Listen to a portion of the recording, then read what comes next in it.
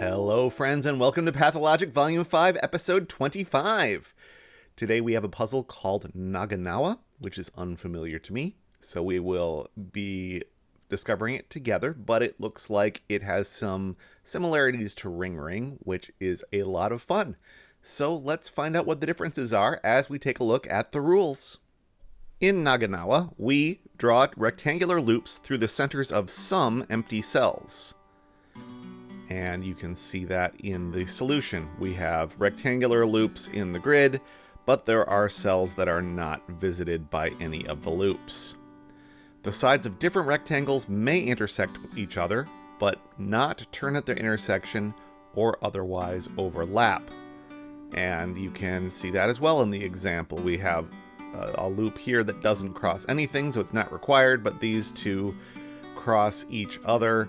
And the not turn at their intersection basically is a restriction that says we can't have the edge of a rectangle overlap another edge, or we can't have them meeting at a corner. A number in a region represents how many cells in the region are visited by the loops. So this 4 in a 4-cell region is telling us that all 4 of those cells will have at least one loop in them, whereas this 3-cell region here has a 1, so only exactly one of the 3 cells is part of a loop. Those are the rules of Nagenawa, so it's time to solve a puzzle. Today's Nagenawa was set by Jovial.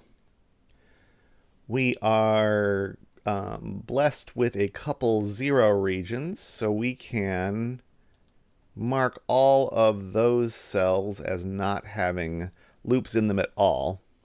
But most of our regions are pretty full. We have a lot of 4-cell regions with 4s in them. We've got a couple 6-cell regions with 6s in them. So we're going to have a lot of loops there.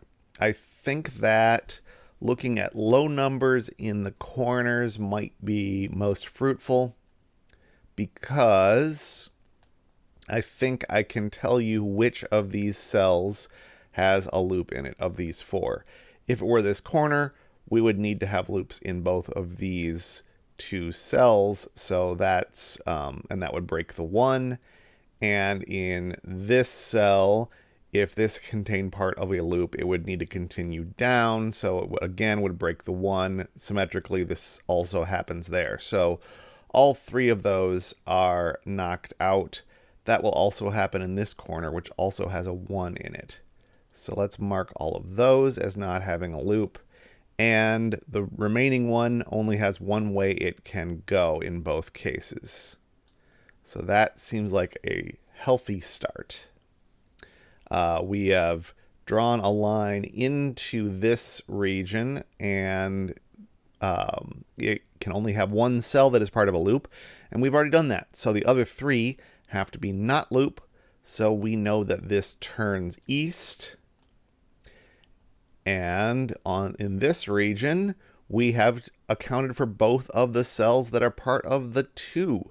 So this does not extend any further, and so this must turn, and we've completed our first loop, albeit a tiny one. We can do some more things I see in a couple places, trying to decide which is the most interesting to follow. Let's start with this region. We know all 4 of these have loop in them. This top left can't go west or can't go north, so the loop in here has to go south and east. We can fill that in immediately.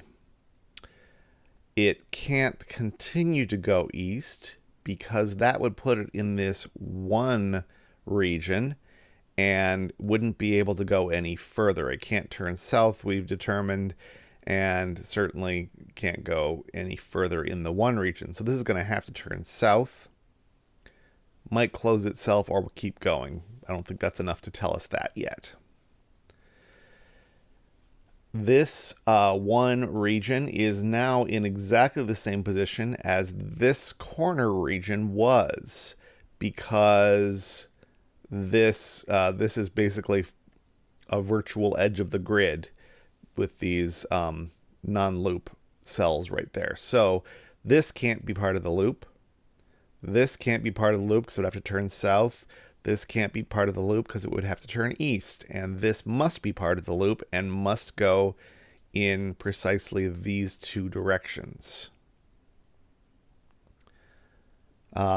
This loop now, how is this wing going to turn east? It's not going to happen anywhere down here because we've got X's all the way down there. So it has to happen in this cell. It has to turn out.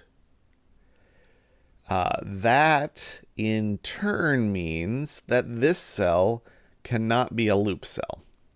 Because if it were, we would have to draw in both of these, and we would be breaking the rule about loops not overlapping or turning at their intersection. So this is out. All of these are in, and that means we know that this turns here, and it turns here because those are corners. You've got another corner here, and we have completed that loop. Okay, this loop can no longer extend south because if it did, it would again break the overlapping or turning restriction. So it's just done. And that gives us a corner here that we need to fill in because all of these cells are part of the loop, and we finished that loop as well. So we have not had no crossing loops yet, but we've defined the left 4 columns of the grid. This cell has to have a loop in it, can't go west or north, so it does that. And in this 6, this corner cell must have a loop in it, can't go east or south, so it goes like so. And to make this not invalid, both of these have to continue on. So that will be our first crossing. Okay, this can't continue west because if it did, at some point it would have to turn north, and whenever it did that, it would break the 1 clue here. So this has to go north immediately, and it goes at least that far, which means that this loop here must keep going. And we've accounted for the single loop cell we're allowed in this region, so this must turn north. This one must turn east and has to keep going so as not to break this other clue, so those both keep going. And this is just like a puzzle from a few days back. We have all these chain reactions. Here, this has to be an intersection. This one has to be an intersection. And this has to keep on going to be, we have to have the 2 opposite sides of the loop have to be the same length so we can extend these. This has to keep going so it doesn't overlap the other one. Can't overlap this one. Oh, this one we could draw further. It's at least this long. And this can't overlap, so it's got to keep going. And there's nowhere further for it to go, so that closes itself off. The pink one needs to extend so it doesn't overlap. And we have done at least that much of this section. We can go a little bit further with that because both of these regions are 1s, and we have the single cell already taken care of. So these we mark as not continuing the loop, so we know how this turns. It must turn here and close itself off. And this vertical one has to keep on going. And we've taken care of this 2. And we close this off, and we've got this diamond shape completing off the bottom right of the grid in a very attractive way. So what is left for us? In this 2 region, we can't have a loop in here because it would need to go both east and south, which would make this at least a 3. So that's not loop. Same is true for this corner. If this were part of the loop, then we'd have taken up 3 cells just from it and its neighbors, but this end would need to keep going one way or the other. So this is not part of the loop. Nor is this for basically the same reason. If this were part of the loop, we'd need to go north, west, and this one would need to continue north, and we'd break that one. So that's out. This is now obviously out as a dead end. If either of these were part of the loop, we would end up with 4 loop cells in this region. So both of these are out, leaving us with only 3 left, and we can draw in a couple corners, and we've taken care of that region. So we are left with these 3 to deal with. This one is the most vulnerable looking to me because this is out for the reason of having to touch 2 cells. This is out for being effectively a dead end. And now if we had loop in here, it would need to turn east, and then we would get 2 cells. So that's not it. So it's here, and it does that. Got another dead end here we can mark off. So the 2 region is these 2 cells, and this one must be a corner. So we draw that in. And what is left to look at is this 6 region. We need to have these 3 be part of a loop.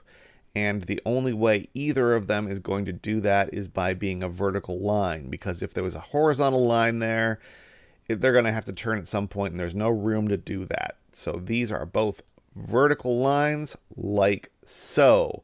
And that is how you solve a Nagenawa.